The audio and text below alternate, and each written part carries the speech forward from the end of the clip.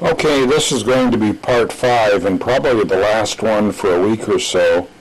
Like I said, we have a few issues I've got to work out.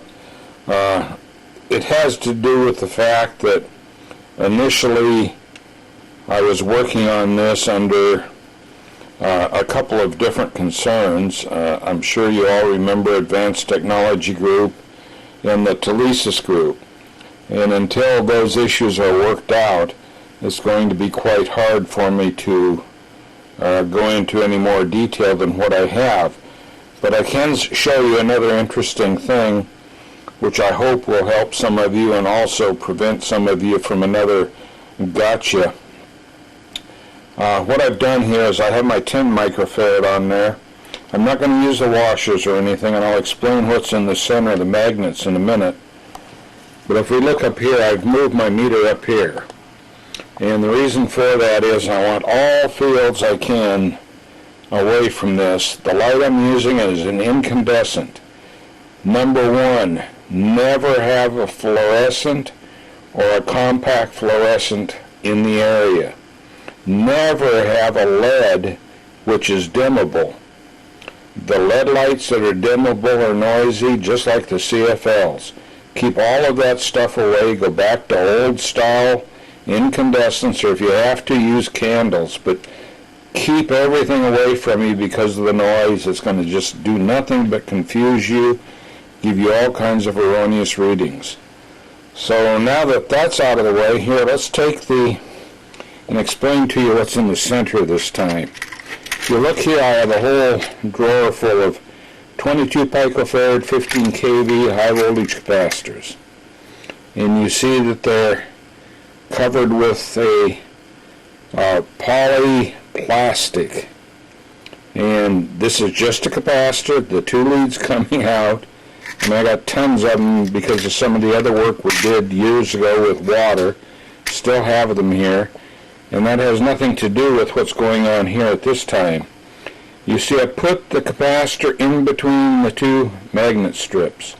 And we still have the bridge rectifier and the 10 microfarad capacitor. Now, what you're going to see here is going to really blow your mind because we have no direct contact with the magnets.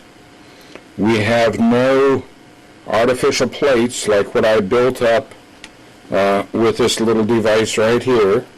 We're not using that. We're using a store-bought capacitor of the right design, of course, in between the magnets, and we'll see what happens when we remove the short. Let's go up here again. We got 0.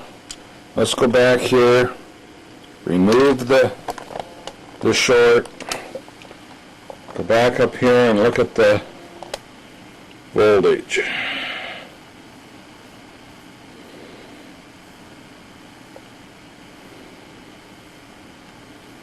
Okay, let's go back down here again, back out of here, and that's definitely what's going on here. Now what I'll do is I'll temporarily pull a lead off while we watch this. Okay, so I pulled the lead off and now the meter's all squirrely because it's hunting, trying to find out what the voltage is. You see the lead's laying right there. I'll go ahead and hook that lead back on again. We'll go up here and we'll take a look.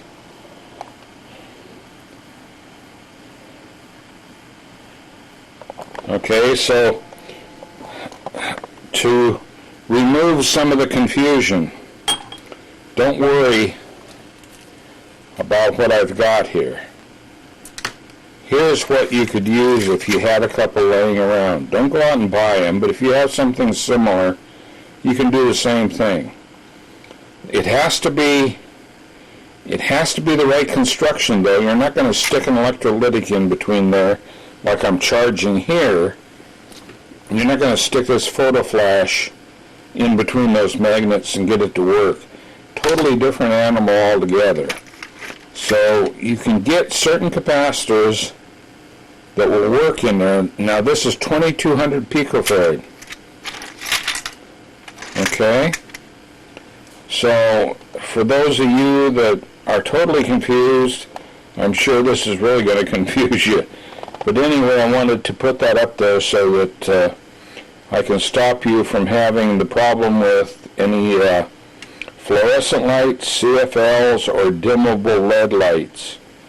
And go back to the old style incandescents, or get yourself a flashlight or a battery, but for Pete's sake, stay away from that noisy stuff.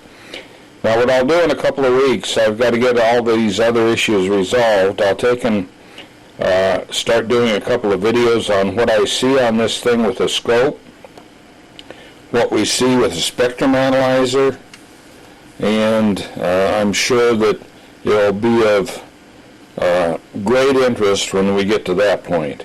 So thanks for watching, and look for the next issue.